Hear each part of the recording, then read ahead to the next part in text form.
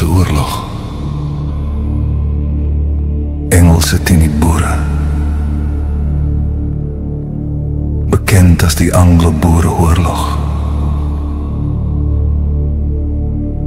Die veldrook van kanon en vrees.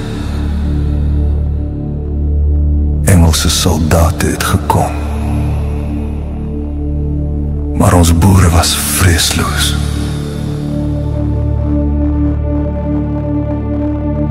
Vrou, kinders, mans, vasgevang in konsentrasiekampe. Trane in die sand, maar vuur in die aard. Ons gees kon nie gebreek word nie. Ons het die kakkies ingewag tussen koppies en oopvlaktes, met min, maar met moed. Ons het ons land verdedig. Ons het bly staan. Ons as boere het oorwin.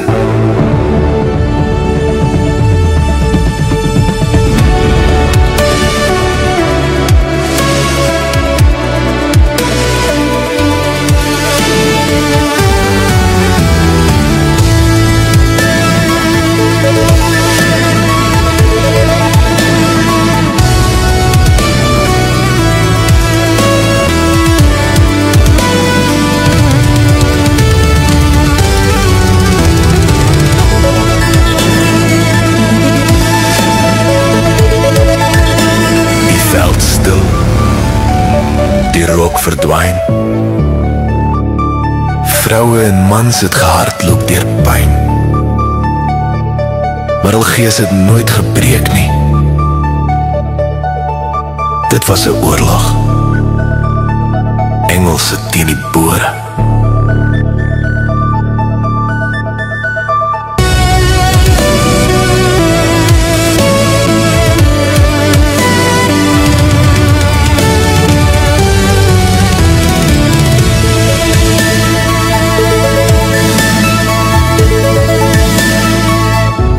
Ons onthou elke hart, elke offer.